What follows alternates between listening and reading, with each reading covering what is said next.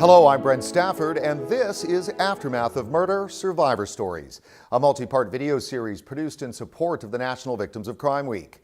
Aftermath of Murder goes behind the headlines as survivors share their stories about the loss, grief, trauma, and the hope for healing in the aftermath of murder.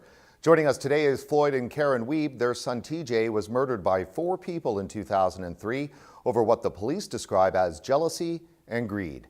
Thank you very much for joining us today. Thank you, Brent. Thanks for having us. Floyd, why don't we start with you and begin when you first found out that TJ may be missing? My wife and I were at the cottage for a couple of weeks after Christmas. The last time we had seen TJ was Boxing Day. We were talking every day on the phone, and on January the 5th, he called and we had an amazing conversation. My son was involved in drugs and he was trying to get out of it. And the next day, we had arranged that he would go to Addictions Foundation Manitoba to deal with that. And so we were ready, and my wife and I were ready to go home and start a new turn. And so we went home, and he wasn't home, and his shoes weren't there, and it kind of bugged me, like, you know, we just agreed that you'd be home. He didn't come home, and he didn't come home the next day, and he didn't come home the next day. We didn't find him for 5 weeks. And what we found out through the court process is that 4 men had sat around a kitchen table for days or weeks, we don't even know how long, planning his murder. There was a girl involved and a young guy involved. He was jealous that my son was hanging out with a girl, which was his girlfriend. That day, when we got off the phone with my son, he was called on the ruse of buying a car stereo. He phoned upstairs and negotiated the price of the car stereo, talked to this girl. Probably the worst part of this whole story is that he said to her, "Am I being set up?" Because he suspected something was wrong. He had some kind of an idea. He had some kind of an idea about something I don't know. And she said, "No, don't be stupid. Just go and buy the stereo and come back and pick me up." That was his best friend who betrayed him. She knew exactly what was going to happen. So these 2 boys got in the car, into TJ's car, and they drove several miles outside of Winnipeg. Somewhere along the road, they stopped and they beat him up inside the car. But they didn't kill him, so Anthony, the guy in the back seat, injected my son in the back of the neck with Drano. And they figured that that would kill him because they saw it in a movie, but it didn't. So he took a shoelace out of his runner and he strangled my son from the back seat. In fact, he pulled my son right over the front seat by his neck with a shoelace. I mean, my son weighed 200 pounds. And he said later on to a girl, "You have no idea the fear in TJ's eyes. It was unbelievable." But TJ still did not die. This is the second time they tried to kill him. So they took him to the farmer's field. They pulled him out of the car and stripped him of most of his clothing except a pair of pants and 1 shoe. This is Winnipeg, freezing cold. Threw him in the ditch. Anthony walked over to him and... It's okay. He jumped on his chest and he stabbed him several times in the neck and in the throat, or in the chest. And left him, and police found him 5 weeks later under 3 feet of snow. Karen, what are you feeling when Floyd tells that story?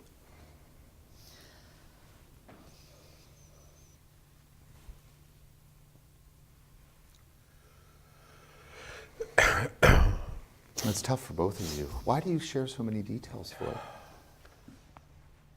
I guess I share those details because people need to understand what we have to live with. I tell kids this story. I speak to a lot of kids in Manitoba, and Karen tells the story differently. She leaves that part out. I need it there, and I have kids coming up to me saying, like, I had no idea that people could do that. Normally I don't even cry when I tell this story, to tell you the honest truth. And today, it hit me because you never know what hits you. Do you find that the same, Karen? You don't know triggers? I don't usually talk about that because it's too hard to say and it's too hard to listen to. As a rule, I'm very good at wearing a mask. And the difference between Floyd and me is that if I let my mask slip, it's very hard for me to get it back. He can let his mask slip and he can recover, and I can't as well. So. And you both do so much work in this space, helping others. Still yet, this is a perfect example for everybody that you just don't get over this. Oh, no. No. There's no such thing as getting over it. It's 11 years. And it's still as horrifying as the day we found out. People say, oh, well, it gets less with time. Maybe your ability gets better to handle it. But it doesn't change the facts of what actually happened to TJ, and that he was our son, and that he came from us. He was part of my body, and somebody else did this to him. And what did they get for it? Almost nothing. I remember the very first trial, the judge looked down before he sentenced Anthony. So there was 4. Let's just make sure we have this. There were 4 killers. people arrested for first-degree murder and conspiracy to commit murder. Ultimately, nobody ended up with that.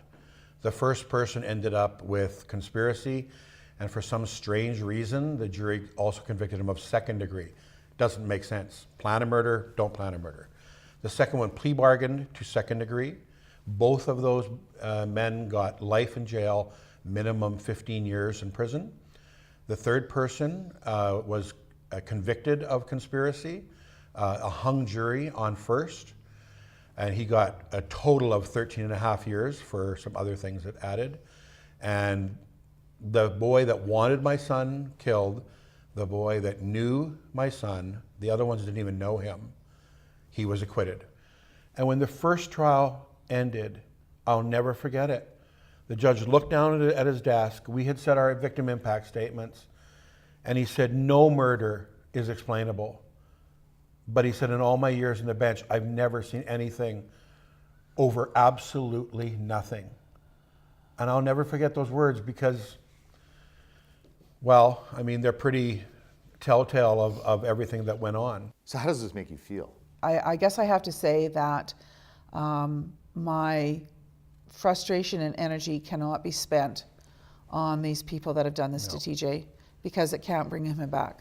There's no percentage in us spending our energy, of which we have very little, to chase them down.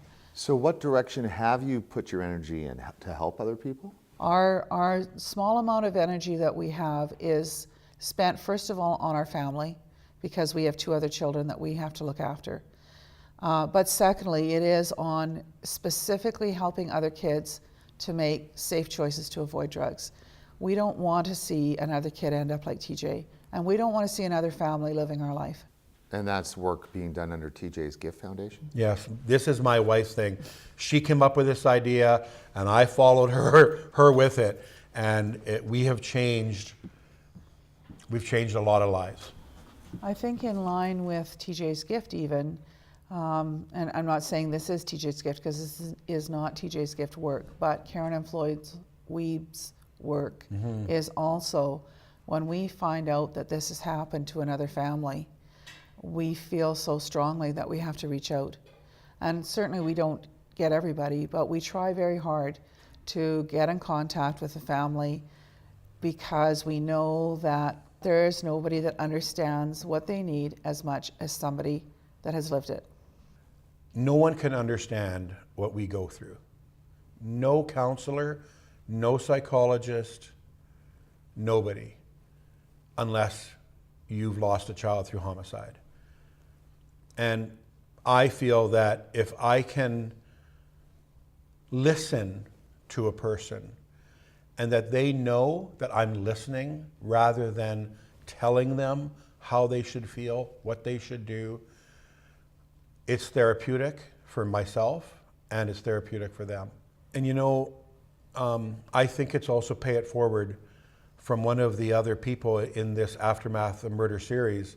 Wilma Dirksen was the first person that I talked to 3 months afterward. And it was that connection that sparked me. And obviously helping others is helping yourself. Absolutely. You know, Brent, one of the things that people forget is that murder victims, the actual murder victim like TJ, was a human being. And he was an accomplished human being. TJ was a fabulous person. Oh, yeah. And he made some bad choices, but he didn't ask to be murdered. And somebody took his life from him. And that is the case in every murder. Those people didn't choose to die. Other people made that choice for them.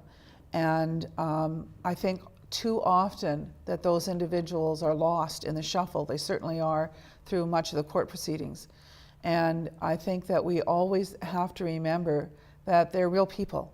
And if there's anything that I hope people will think about, is that TJ had many, many more positives than drug dealing and drug using.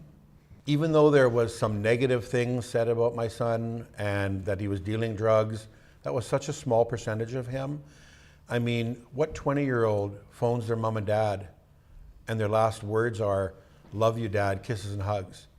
Not many, I don't think. And I don't believe that if I did not hear those words that day, that I could be a survivor of homicide. If you or someone you know has experienced a loss through homicide, go to the Manitoba Organization for Victim Assistance website at mova.ca to find available resources and information on homicide support. If you are interested in volunteering or to make a donation, please visit the website or call the numbers below. This has been Aftermath of Murder Survivor Stories.